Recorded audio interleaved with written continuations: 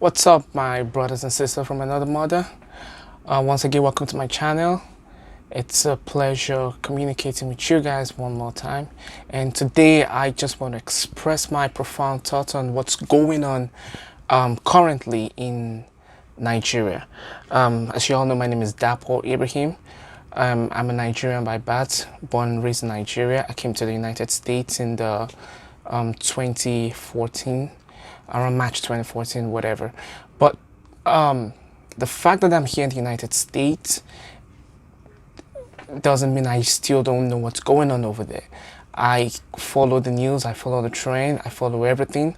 And one of the things that's really disturbing and disheartening is the current situation of police brutality in Nigeria.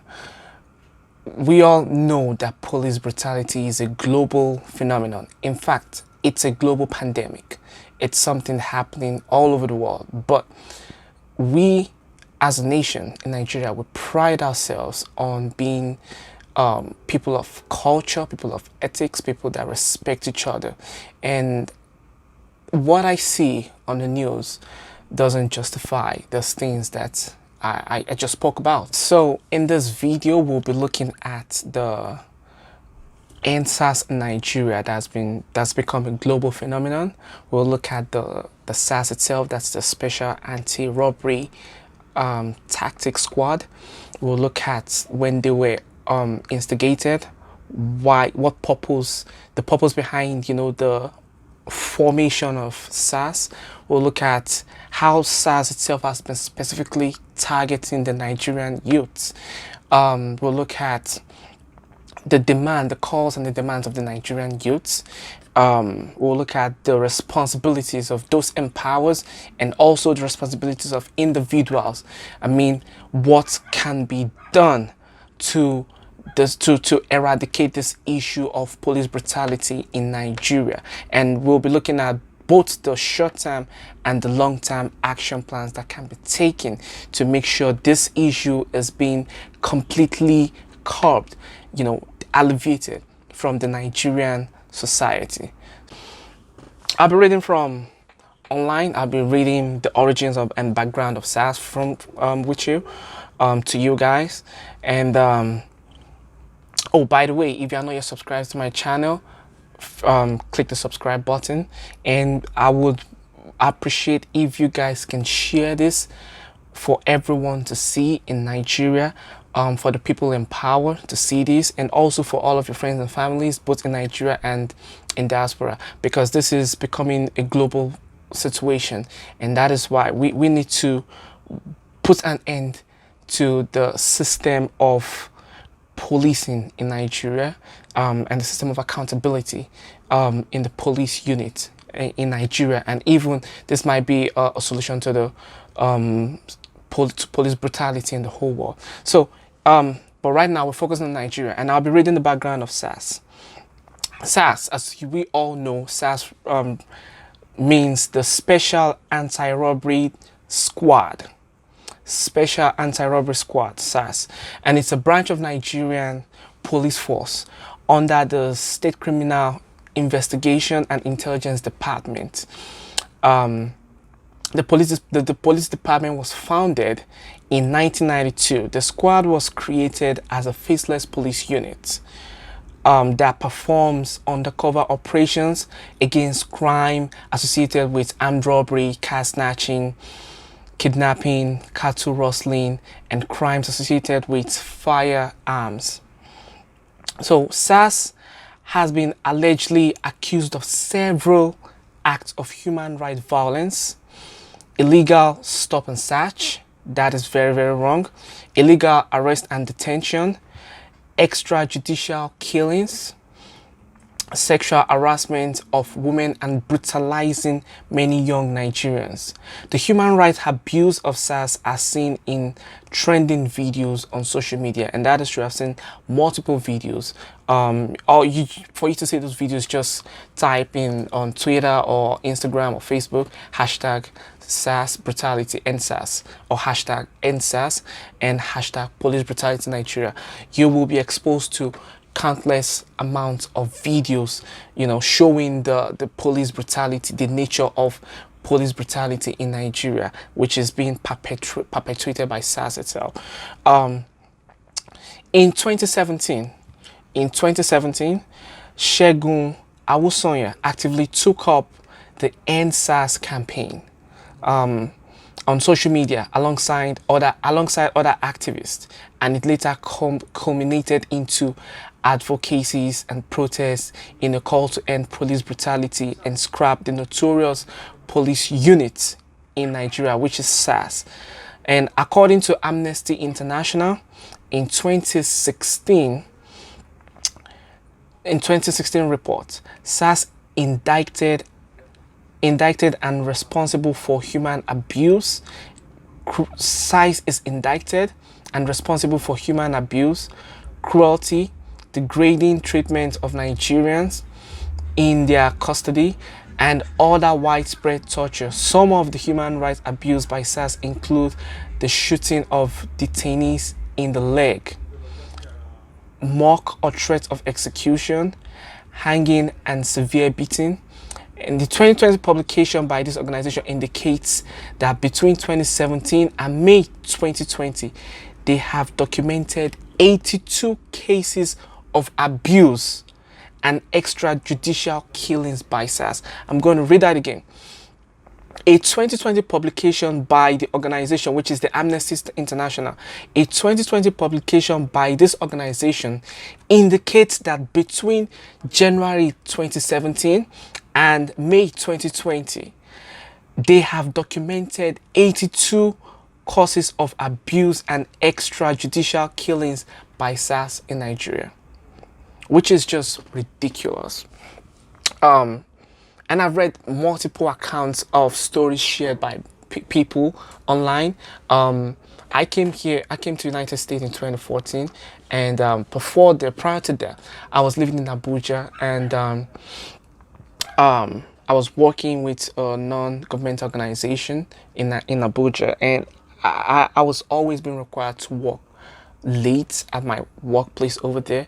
So there was this night I was driving back home, and I was stopped by the police, by the SARS guys, along the highway.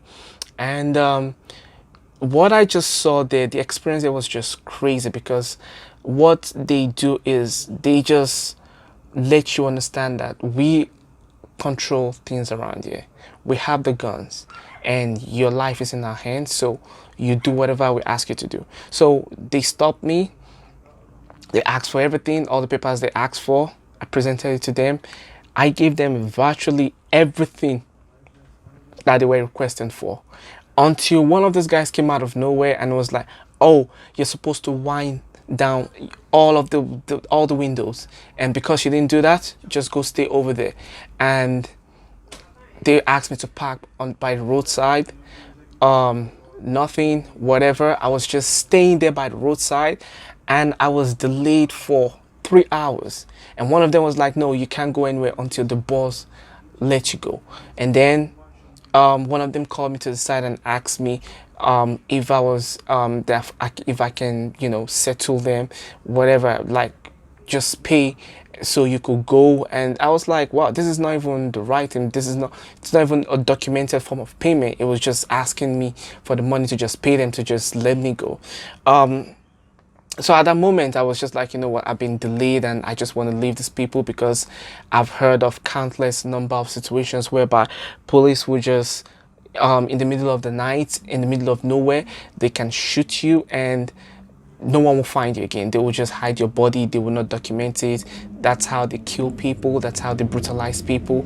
And the fact that we can even see here that it says 82 cases of abuse and extrajudicial killings, that's the ones that they could see. There are so many, countless number of police brutality situation, cases of abuse and extrajudicial killings that has not even been documented, that doesn't even go undocumented. So so that night I just left and I was like, wow, what's going on in this country? And I've seen videos, you know, because I saw a video of when there was this march protest in Abuja, and they were going, I think, to the presidential villa. I can't remember, this was like 2 years ago. And the Nigerian police was going to stop them, and they started, at some point they started firing against these people. You know, it wasn't even rubber bullet, because they were using like war vehicles against protesting civilians, which is just barbaric. It's cruel, it's evil. I don't think people that we employ, that we use our tax money to pay to protect us, should be the ones using those weapons and ammunition against us. So this is a very, very disturbing scenario. So yeah, that's the origin of SARS. That's how they came and what they do, and that's a record of the killings that they've been doing. So the ENDSARS, so SARS has been in existence since 1992, and the ENDSARS hashtag, I believe it's been going on, but I kind of started realizing it because I kept seeing the, you know, the retweeting and the posting and everything going on. So the entire hashtag became a global phenomenon very recently, with over 26 million retweets on Twitter, and also with a huge amount of number on Instagram as well. So the ENDSARS is a social movement in Nigeria that started on Twitter, calling for banning of the Special Anti-Robbery Squad, a unit of the Nigerian police. It's a call to end police oppression and brutality in Nigeria. The protest started as a social media campaign using hashtag ENDSARS to demand for Nigerians government to scrap and end deployment of the Nigerian Police Force Special Anti-Robbery Squad, popularly known as SARS.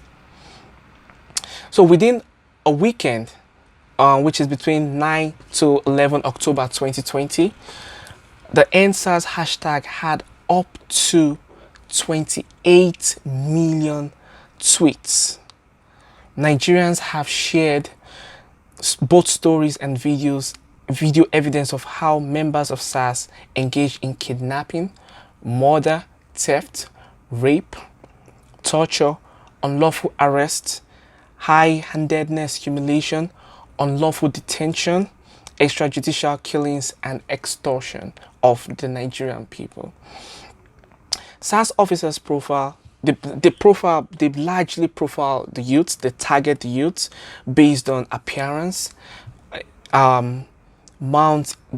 target youth based on appearance. They mount illegal roadblocks, stop and search, arrests without warrants, rape women, extort young Nigerians for driving exotic vehicles.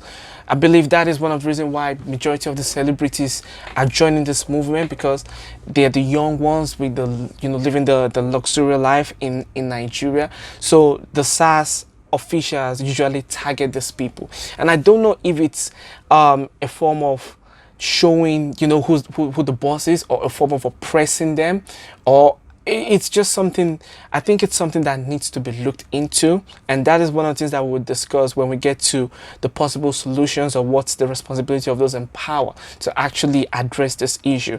So they extort young Nigerians for driving exotic vehicles, using iPhones. Can you imagine? While some claimed victory as the Nigerian police force, the Special Anti-Robbery Squad on Sunday, the 11th of October 2020.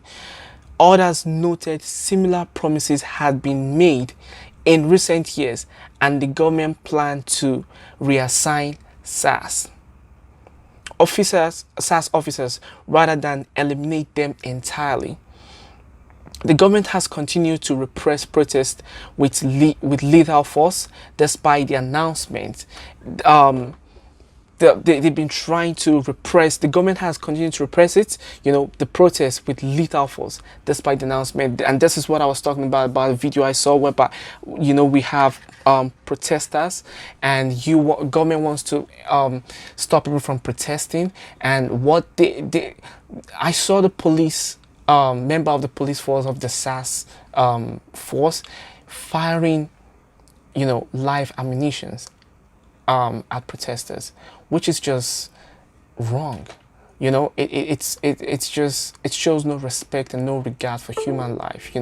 I don't know why they did it, but I think they did it out. They said, that's usually what the police claim all over the world, that they do it out of fear for their own lives, which is something that should have come with the training when you get the job. They're supposed to have been trained on how to handle situations, because everyone is fearful for their own life. But we should never resolve to the police group should never resolve to firing live ammunitions at citizens. It's just not the right thing. I don't think the president should sit down and keep watching when something like this is happening. But so that's the background, that's the protest and reaction. And ever since, there's been multiple protests in several states in Nigeria. There's been the ENDSARS protest in Lagos. There's been the ENDSARS protest in Abuja. There's been the ENDSARS protest in Oyo State. There's been the ENDSARS protest in Delta State, Anambra State, Osun State, River State, Ogun State, Enugu State, Ebonyi State, and it's even going global. In fact, the hashtag ENDSARS is becoming even much more popular than COVID-19, which is a good thing, because we want to draw as much attention as possible towards the situation, to make sure the whole world knows what's going on, and that way they can resolve the situation. There's been also international protests. There's been the ENDSARS protest in London, in Dublin, in New York. That was the recent one during the celebration of Nigerian Independence Day at the Nigerian Embassy. There was an ENDSARS protest in New York. In Canada, ENDSARS Global Trending.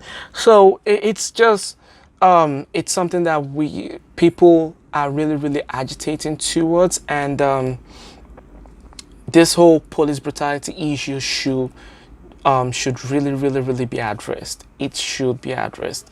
So that was the origin, the protest, and where it's been going. And let's look at the demands, because the Nigerian youths are the one who's been the most targeted by SARS.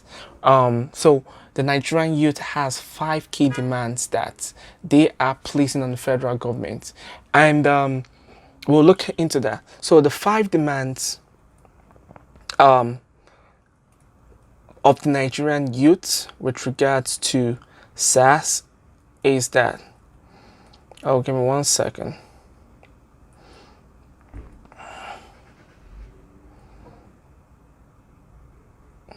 Okay, so on Sunday, 11th October 2020, the protesters put up 5 demands to be met by the Nigerian federal government, and the demands, which were signed by a Nigerian youth, asked for the immediate release of all arrested during the protests. That's good. As well as justice and compensation for all who died through police brutality in Nigeria. That is good. They also demanded that an independent body be set up within 10 days to investigate and prosecute all reports of police misconduct. That is good. The protesters also asked for a psychological evaluation and retraining of SARS operatives before they are deployed to any other police unit. Lastly, they asked for adequate remuneration for the Nigerian police. So those are the 5 demands. Hashtag 5 for 5. Let me look for a place where it's better highlighted so we can look into this Operation 545. There's an image that I've been seeing. Yeah. So yeah, the Nigerian youth are 5 demands. And for you to see this, you could, if you're on Instagram, you could do hashtag 545. So the 5 demands of the Nigerian youth in Nigeria. The first one is immediate release of all arrested protesters. The second one is justice for all decreased victims of police brutality and appropriate compensation for their families. The third one is setting up an independent body to oversee the investigation and prosecution of all reports of police misconduct within 10 days. And the fourth one is in line with new Police Act, psychological evaluation and retraining to be confirmed by an independent body of all disbanded SAS officers before they can redeploy to any other police department. And the fifth one is to increase police salary so they are adequately compensated for protecting lives and properties of citizens. So they say, please, check in Nigerian youth, please check all this thing. So for me, if we look at these things now, the first one, immediate release of all arrested protesters. Yeah, that is true. We want that in effect. Justice for all deceased victims, we need that. Setting up of an independent body to oversee investigation, that is something else that needs to be looked into, because as we all know that the Nigerian government has been infested with corruption on every level. So what independent body are we putting together to investigate the prosecution of all the reports of police misconduct? We have to make sure this is a body that has the genuine interest of the Nigerian people. In line with the new Police Act, psychological evaluation, yeah, I'm all for that. We need a psychological evaluation of all and retraining of all the police officers, especially before they are redeployed to somewhere else, because if we know that the SAS people are capable of this level of brutality and violence, when you take their jobs away from them, the chances of them being the one who will be involved in crime is really high, if we want to look at the facts. So we want to make sure when there's an appropriate psychological evaluation and retraining before we redeploy them. The same thing happens, and this is one thing I've been thinking about when they say increase in police salary. That is a good thing, but from where are we getting the funds to increase the police salary? And this is just something for you guys to think about. Where are we getting the fund? Is it from the tax? So we're using the taxpayers of those whom they've been brutalized to also increase their salary so that they can be adequately compensated? Or we're saying, because to me, this is all about a psychological situation. It's more or less like a power struggle. It's more or less like from a system of no accountability, and that is why they're doing this, because they want to show that, oh, we have the guns, we have the association, so we could do whatever we want. So increasing their salary might not really make a lot of change, because we know that they take money, they mount roadblock, they charge people illegally. So when you increase their salary, I honestly don't think this will be a good solution, but still it will prevent them from being inquisitive about other people's income, and when they have, I think the whole general thought behind this is when they have more money, they wouldn't be involved in violence, which I don't think is the right thing, but regardless. So the thing for me is, and this is just my thoughts on this, I think when the police officers are being recruited right from the start, the psychological evaluation needs to be done, and there has to be a system of accountability. There has to be a system of transparency. There has to be a system of training. There has to be a system of reporting that the police officers that go out needs to always provide. And that is how we can keep track of everything that they do. Because if there is no accountability, they will keep doing what they are doing. If there is no reprimanding for police involved in brutality or injustice acts or raping system, whatever, there will be no change. So even though you increase the salary, because when we say increase the salary, I'm sure these guys make more money. They make a lot of money from the roadblocks, the illegal roadblocks, and the people that they take money from. So increasing their salary is a good, it's an act of good faith, but I don't think it would really enforce the change that we want. So we want a system whereby the Nigerian government would ensure that police people are they keep an account, or they are held accountable for every act of injustice that they perform on the Nigerian citizen. Whenever there's a protest, no Nigerian police should be allowed to fire a live ammunition against protesters. It should be illegal. It should be something that when they do it, they get thrown in jail for doing that, because it's inhuman knowing that these people are fighting for something, and the solution that you think you could provide is to fire live ammunitions at them. So I believe if we look into this, what we could adopt is a good system. I'm with the psychological evaluation and retraining, and also we should bring, because that's one thing that I believe Nigeria is lacking, which is a system of accountability. If we can adopt a genuine system of accountability, whereby people give account for what they do, people are held accountable for their good and their wrongdoings, there will be a lot of growth in the Nigerian economy. So those are the things that I would really want us to be thinking about as Nigerians, both Nigerian residents and also Nigerians in diaspora. So we've seen the demands of the Nigerian youth. We've seen SARS, the origin, what they do, how they target Nigerian youth. One thing that I would like us to actually focus on is both the long term and the short term, because we want to change, but we need to always ask ourselves, how are we going about seeking these changes that we want? So I would like us to focus both on the long term and the short term. Going out there and protesting is very, very mandatory. That to me is like the short term, because you're going there in the moment, you're advocating for change. That is a good thing, and that is where our civic responsibility is coming. And that's why I always say, yeah, always perform your due diligence, do your whatever is what's expected of you. But that's in the short term, because you're there in the moment, you're there advocating for change in the moment.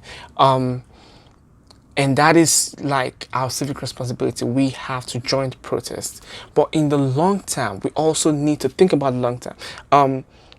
It's just like you have a team, and in the team, some people like thinking long term, some people think short term.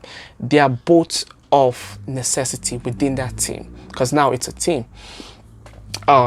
So everyone is important. So those protesting, we need to support them. I also want us to think about the long-term solution. And this is where you get to ask yourself as a Nigerian youth or as a Nigerian individual, that what can be done in the long term? How can you implement this change in the long term? How can you better your own life, so people around you's life, so that the life of those around you can be better? How can you provide a system of accountability within the Nigerian government, or maybe running for government? You could run for a government office, and that could be like a starting point. Or maybe you go to school and you become a professional, because now we're saying psychological evaluation, you become a professional who renders those kind of services. I think we are now at a point in time where we shouldn't leave everything in the hands of the government. I believe every Nigerian individual should start understanding that we have our individual civic responsibilities.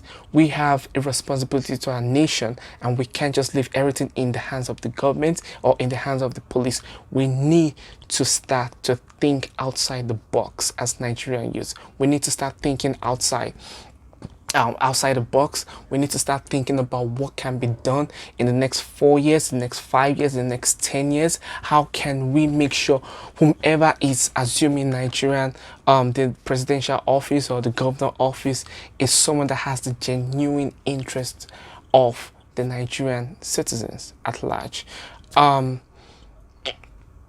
Pretty much that's about it with this video, and I hope this video really sparks something inside everyone watching this. Once again, I would suggest you share this video for everyone to see this, especially those in government, especially the federal government that represents us, because we want a change and we want them to start holding police officers accountable.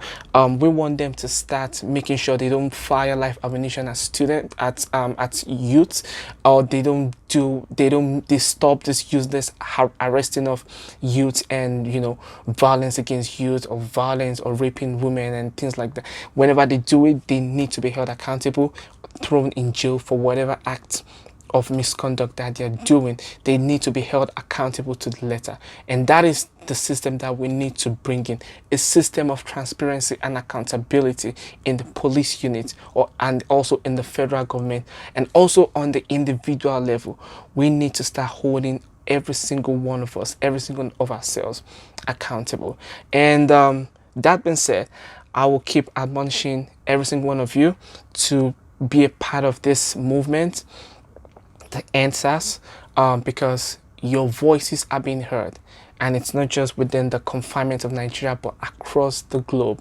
So we have to keep doing this, we have to keep saying this until a change is finally put in place for every single one of us, for the betterment of the life of every Nigerian citizens. And this involves both Nigerian citizens home and abroad, in diaspora, from every corners of the world. Until next time I come your way again, stay blessed, love and respect every single one of you. Bye.